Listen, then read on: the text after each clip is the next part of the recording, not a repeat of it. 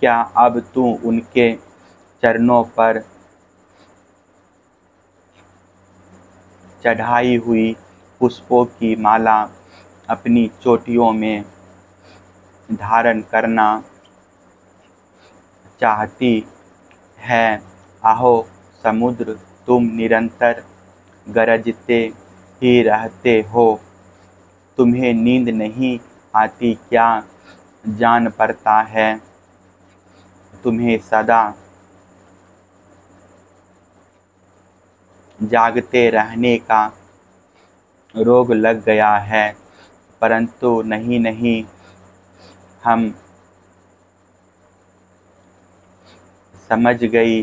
हमारे प्यारे श्याम सुंदर ने तुम्हारे धैर्य, गांभीर्य आदि स्वाभाविक गुण छीन लिए हैं क्या? इसी से तुम हमारे ही समान ऐसी व्याधि के शिकार हो गए हो जिसकी कोई दवा नहीं है।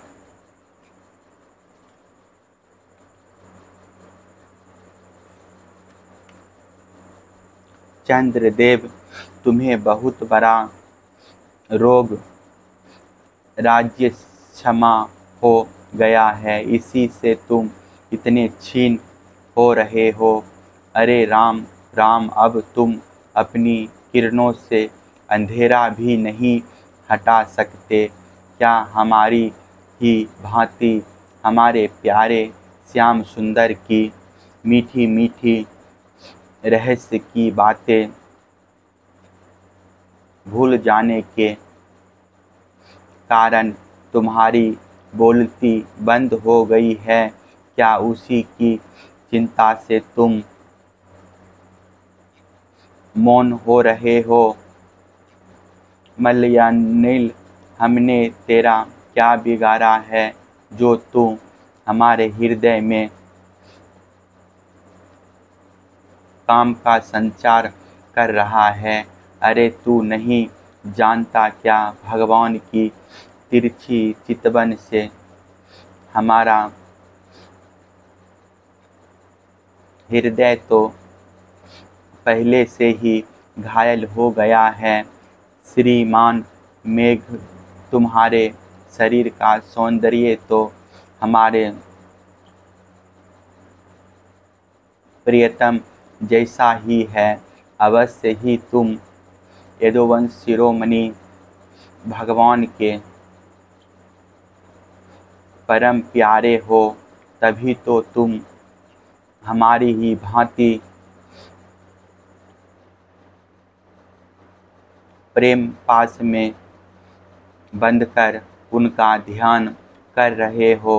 देखो देखो, तुम्हारा हृदय चिंता से भर रहा है। तुम उनके लिए अत्यंत उत्कंठित हो रहे हो, तभी तो बार बार उनकी याद करके हमारी ही भांति आंसू की धारा बहा रहे हो। श्याम घन, सचमुच धन श्याम से नाता जोड़ना घर बैठे पीरा मोल लेना है।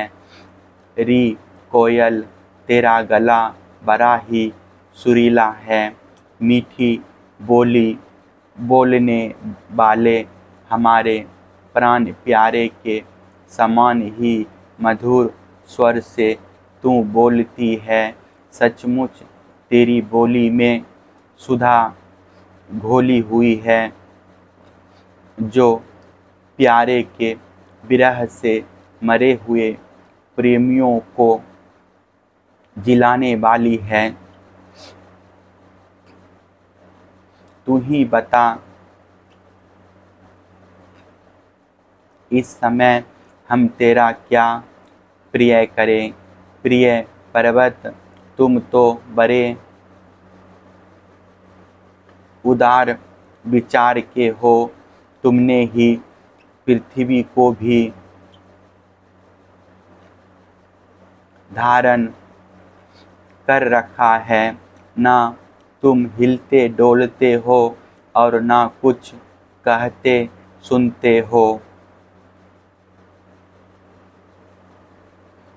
जान पड़ता है कि किसी बड़ी बात की चिंता में मग्न हो रहे हो। ठीक है, हम समझ गई, तुम हमारी ही भांति चाहते हो कि अपने स्तनों के समान बहुत से शिखरों पर मैं भी भगवान श्याम सुंदर के चरण कमल धारण करूं। समुद्र पत्नी नदियों, यह ग्रीष्म ऋतु है, तुम्हारे कुंड सूख गए हैं, अब तुम्हारे अंदर खिले हुए कमलों का सौंदर्य नहीं दिखता। तुम बहुत दुबली पतली हो गई हो, जान पड़ता है जैसे हम अपने प्रियतम श्याम सुंदर की प्रेम भरी चितवन ना पाकर अपना हृदय खो बैठी है और अत्यंत दुबली पतली हो गई है। वैसे ही तुम भी मेघों के द्वारा अपने प्रियतम समुद्र का जल ना पाकर ऐसी दीन हो गई हो। हंस आओ आओ, भले आए, स्वागत है, आसन पर बैठो, लो दूध पियो। प्रिय हंस, श्याम सुंदर की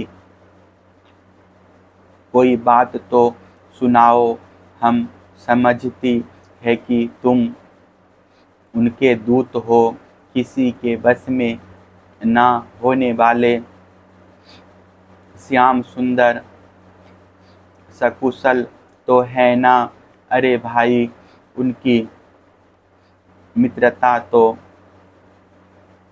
बड़ी अस्थिर है, क्षण भंगुर है। एक बात तो बतलाओ, उन्होंने हमसे कहा था कि तुम ही हमारी परम प्रियतमा हो, क्या अब उन्हें यह बात याद है? जाओ जाओ, हम तुम्हारी अनुनय विनय नहीं सुनती। जब वे हमारी परवाह नहीं करते तो हम उनके पीछे क्यों मरे? क्षुद्र के दूत, हम उनके पास नहीं जाती। क्या कहा? वे हमारी इच्छा पूर्ण करने के लिए ही आना चाहते हैं।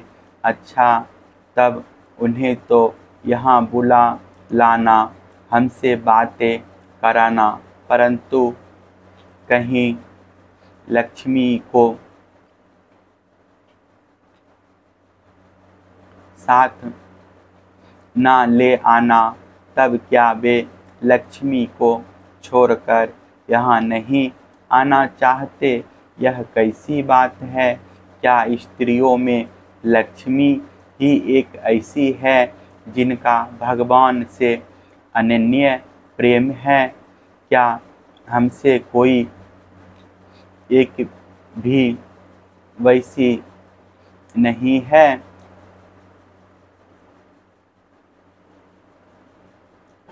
परीक्षित, श्री कृष्ण पत्नियां योगेश्वरेश्वर भगवान श्री कृष्ण में ऐसा ही अनन्य प्रेम